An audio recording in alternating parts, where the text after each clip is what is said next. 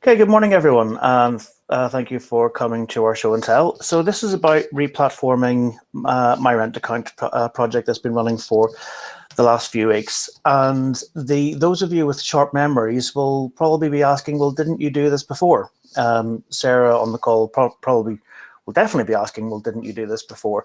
And we did, sort of. Back in July, we did the resident-facing app, which was back then sitting on an outsourced system supplied by OutSystems, and it was pretty much a lift and shift, but onto a much more modern tech stack, and we hopefully future-proofed the resident-facing app.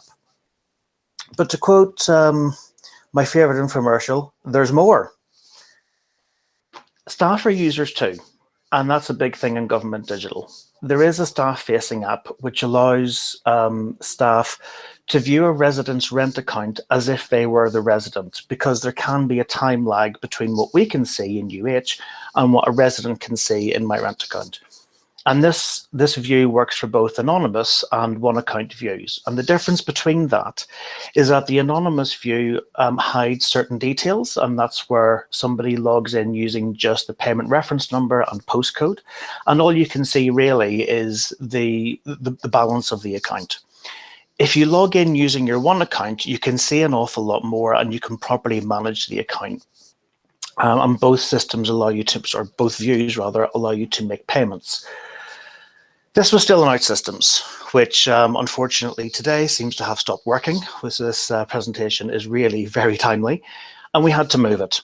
And so that's what we've been doing for the last couple of weeks. We thought that it would be a quick job, but you'll see soon that we decided to make it a bit more complex than it potentially had to be. So I'll hand over to Matt and Jason, who did all the hard work.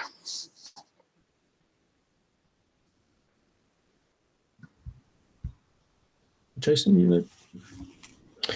Right. Okay. So in order to facilitate an admin dashboard or admin functionality to the application, what we didn't want to do was recreate what was already there, because we're making use of the very same screens. It was just a matter of, is this person logged in as an administrator, and do they have the ability to see this information? So we've, in effect, merged an admin functionality and some admin screens into the existing front-end app, and providing the authentication through Google Single Sign-On, which works really well. So if the user is part of a defined group as an admin, they're able to log in and view any account as if they were the actual resident logging in. They also have the ability to log in as if the user is also logged in with their single sign-on. So they would then get to see all of the information. The information is not obfuscated, which is also fine. And that is then logged. We have a new log which can then distinguish whether the admin is logged in as CSSO or not. So we can then tell from the log history and the audit history whether they actually saw all the information or not. They also then have another admin functionality where they're able to look at all their, I think it's the 20 most previous viewed accounts, which covers the list of recent accounts option there that you see on the screen. So we added some additional logging. We replaced a lot of the old API calls that were referencing some old systems. I think it's the out system, and I think that is where Matt may talk through his great diagram. But he's done some great work there in lifting many of the old API calls, multiple. I think there were 7. I think, Matt, correct me if I'm wrong, and consolidate that into one endpoint.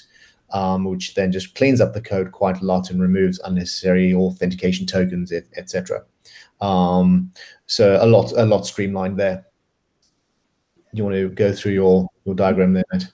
Yeah, so there's some notes on here as well that don't really need to be read, but yeah, they kind of, as you can see, this is a bit of a mess. There was integration. There was 7 different API integrations, plus payments, which I did on there. We've not really touched that. We haven't needed to. And as I say there's reliance on, and this is technical terminology, an IFI on-prem Linux box, which is where we were calling, again, 2 other APIs that were doing various things. But one of the main things, the absolute massive thing we had to get rid of was the OutSystems side of things. So obviously the front end was on OutSystems. That came off because, as Jason said, we were using the existing resident facing front end, but we were still using this API that sits within OutSystems to generate a CRM token, which is then used to retrieve a lot of the information that the resident sees that was in Dynamics 365. So had we not taken that off, when OutSystems gets switched off, which was supposed to be in a few days, but apparently today, by the sound of it, that would have all stopped working. So we had to find another way of kind of doing that. So yeah, complexity and kind of and some bits that wouldn't work. So yeah, we decided we would do some additional work, some of which Jason's already referenced. Matt's going to go through the real meat of this in a moment, but we fixed some bugs. We actually made it work. We noticed at the start that there was the app wasn't handing off when you were making a payment to Civica. And we found a little bit of code that Humaira, one of our apprentices, wrote for a project for college, and we were able to use that, and it just works beautifully. And we did some little bit of tidying up on the front end. There's all the API work, and that's really the meat of this project, which is why we extended it for a couple of weeks.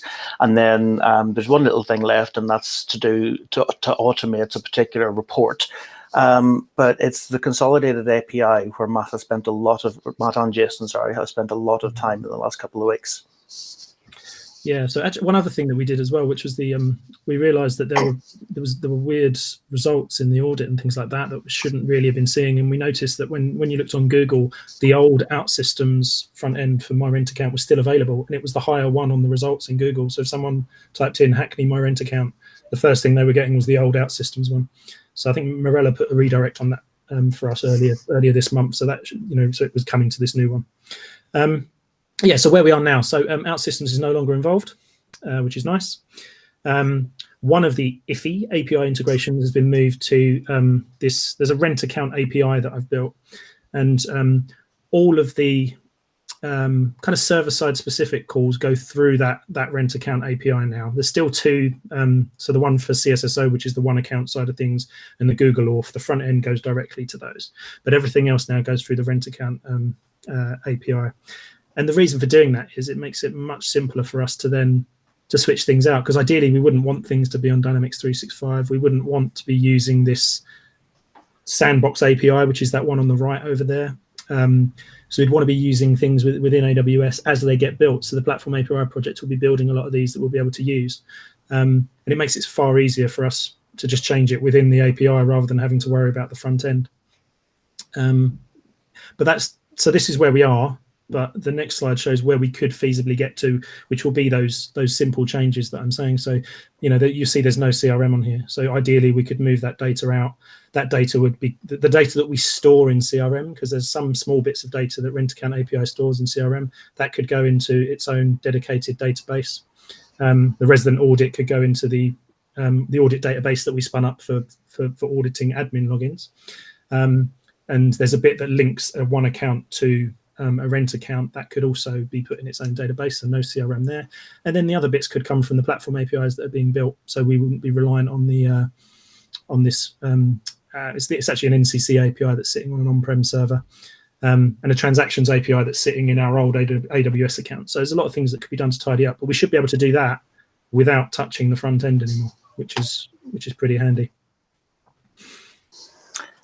Thank you, Matt. So before we have a demo, at which point I'll be stopping the recording, do we have any initial questions from anyone? As awkward as you like.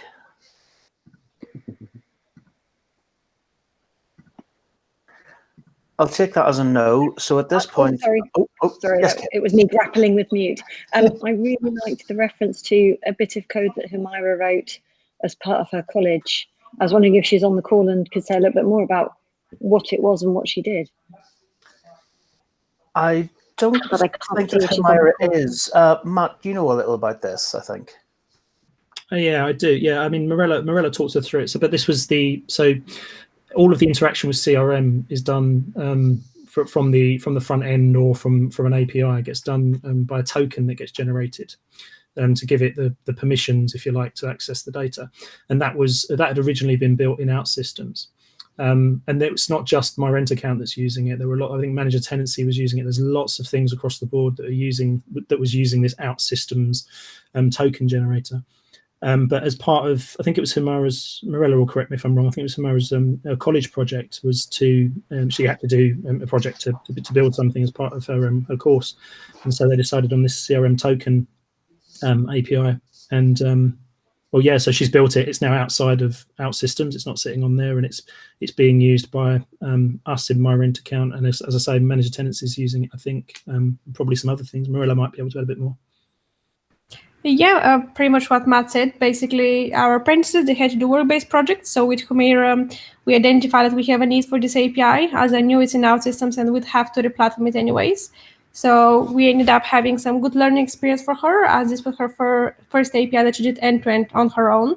And we are actually able to use it in live projects. So far, it's My Rent Account and Manager Tenancy that use it. But there is Outlook, which basically will be replacing other services to start using that API as well. Yay for apprentices. I know, right? Great stuff.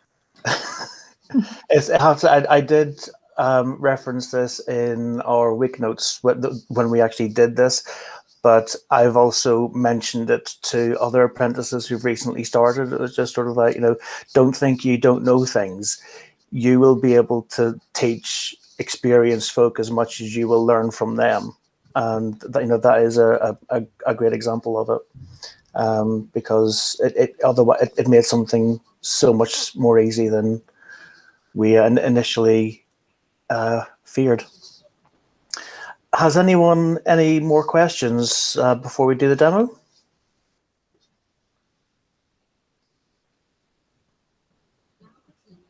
Okay, I'll stop the recording. Just 1 second. Thank you very much for your attention so far.